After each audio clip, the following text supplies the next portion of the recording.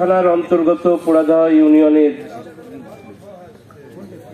অধীন 9 নম্বর ওয়ার্ড আহমদপুরের এলাকাবাসীর পক্ষ থেকে আজকের গণসম্বর্ধনা অনুষ্ঠানের সম্মানিত সভাপতি এবং যাকে কেন্দ্র করে আজকের এই গণসম্বর্ধনা, তিনি আপনাদের অত্যন্ত পরিচিত, আপনজন, কাছের মানুষ, সাদা মনের মানুষ, সৎ, অভিজ্ঞ, যোগ্য, যার মধ্যে কোনো অহংকার দেখতে পাইনি, এমন একটি ভালো মানুষের জন্য আপনারা যে গণসম্বর্ধনার অনুষ্ঠান করেছেন, এর জন্য আপনাদেরকে আমার পক্ষ থেকে কৃতজ্ঞতা এবং অভিনন্দন জানাচ্ছি।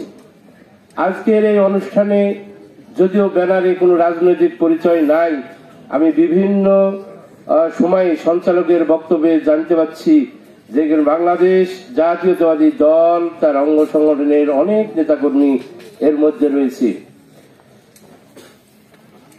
সহ সামনে উপবিষ্ট সকলকে আমি আমার পক্ষ থেকে আবারও অভিনন্দন জানাচ্ছি।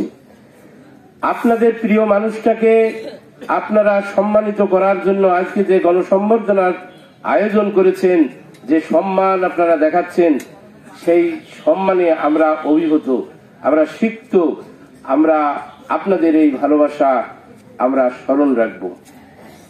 এই ভালোবাসার মধ্যে আমি যেটুকু দেখেছি, যে মানুষগুলো বসে আছে, যাদের মধ্যে কথাবার্তা নড়াচড়া দেখছি, আমি আন্তরিকভাবে বিশ্বাস করি এরা অন্তর থেকেই আজকে এই অনুষ্ঠানটির আয়োজন করেছে।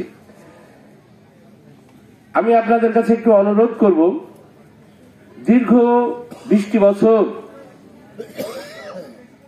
বিশেষ করে 15.5 বছর এই ফ্যাসিস্ট আওয়ামী লীগকে সরানোর জন্য যে আত্মত্যাগ, যে আন্দোলন, মিছিল, মিটিং করেছেন বাংলাদেশ জাতীয়তাবাদী দল, তার অঙ্গ সংগঠন এবং সহযোগী অন্যান্য রাজনৈতিক দল,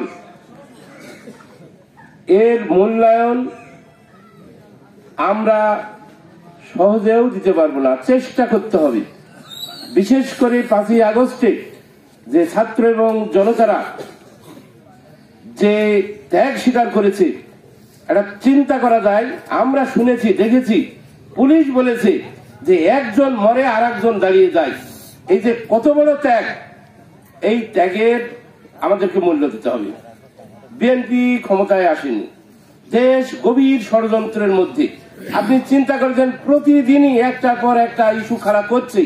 কোন ইস্কন মিসকন কোন জায়গা থেকে কি নিয়ে এসে দাঁড়িয়ে দিচ্ছে, তাদের নাকি সব অত্যাচার করে।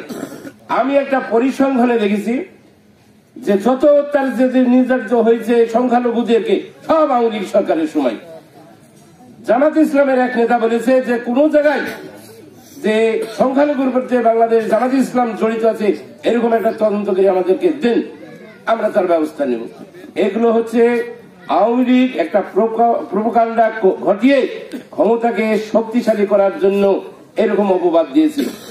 বাংলাদেশকে মুক্তিযুদ্ধ এবং রাজাকার অর্থাৎ স্বাধীনতা বিরোধী এইটা দেখার জন্য সব সময় তাদের মুখে এই রাজাকার কথাটা লেগেই থাকতো। আর আল্লাহর কি মহিমা, ধরাটা কি সুন্দর, এই রাজাকার কথাতেই তার পতন। মাত্র 45 মিনিটে পতন হয়েছে, আপনারা সবাই দেখেছেন, শুনেছে। কি কি নৃশংস ভাবে, কি করুণ ভাবে বিদায় নিয়েছে আল্লাহর ধরা, এটাই সুন্দর। স্বাধীনতা যুদ্ধের একটা পরিসংখ্যার দিক। স্বাধীনতা যুদ্ধে যারা অবদান রেখেছিল, যারা বীরশ্রেষ্ঠ, 7 জন বীরশ্রেষ্ঠের মধ্যে একটা আওয়ামী লীগ নাই। 11টা সেক্টর কমান্ডার ছিল, 11টা সেক্টর কমান্ডারের মধ্যে আওয়ামী লীগের কেউ নাই। 68 জন বীরোত্তম ছিল, এই 68 জন বীরোত্তমের মধ্যে একটা আওয়ামী লীগ নাই। 30,000 শহীদ হয়েছেন স্বাধীনতা যুদ্ধে, এমন কথা আমরা শুনতে পাই। আমরাও বলি এই 30,000-এর মধ্যে আওয়ামী লীগের কোন ভেটাল নেতা নাই। তারপরেও এই জাতিকে বিভক্ত করে এই 15-20টা বছর এই ধোয়া তুলে আমাদেরকে মামলা, হামলা, গুম, আমাদেরকে আয়নাঘর, এমন কোন নির্যাতন নাই যে করেনি। আপনারা এই যে আমার ভাই বললো 24টা মামলা, আমার নেতারা 150-200 পর্যন্ত মামলা খেয়েছে। এই যে একটা দুটো মামলা থাকলে মানুষের ঘুম হারাম হয়ে যায়, স্বাভাবিক কাজকর্ম হারাম হয়ে যায়। এতগুলো মামলা মোকদ্দমা নিয়ে স্বাভাবিকভাবে জীবন চালানো যায় না। যখন আমার ভাইয়েরা কোর্টে যায়, যখন আমাদের এই দুঃখের কথা বলি, আমরা খালি বলি আল্লাহর কাছে এর মুক্তি চাই, আর বলি যে ধৈর্য ধরেন। তো ধৈর্য ধরেছে, আমাদেরকে একটা সুদিনের দিকে আমরা এগিয়ে যাচ্ছি। আপনাদের কাছে আমরা অনুরোধ করব, এই আন্দোলনের ফসল আমাদের খুব ধার কাছে।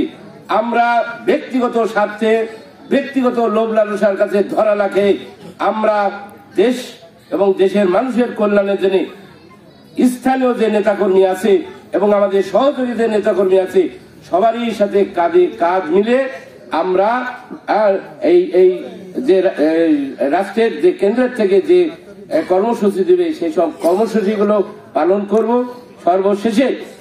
সর্বশেষে আপনারা যারা এখানে উপস্থিত হয়েছেন তাদের সুখ সমৃদ্ধি সুস্বাস্থ্য কামনা করে আমার বক্তব্য শেষ করব। সেই সাথে আমি একটু বলি, আদালত প্রাঙ্গণে আপনাদের যে ভালো মানুষটার জন্য আজকে সম্বর্ধনা দিলেন, এই ভালো মানুষটারও আমি একজন কাছের মানুষ। আপনাদের সুবিধা অসুবিধা আদালত প্রাঙ্গণে যদি কিছু থাকে আমার নজরে আসলে ইনশাল্লাহ আপনি আমাদের সাহায্য পাবেন। সকলকে ধন্যবাদ। সকলকে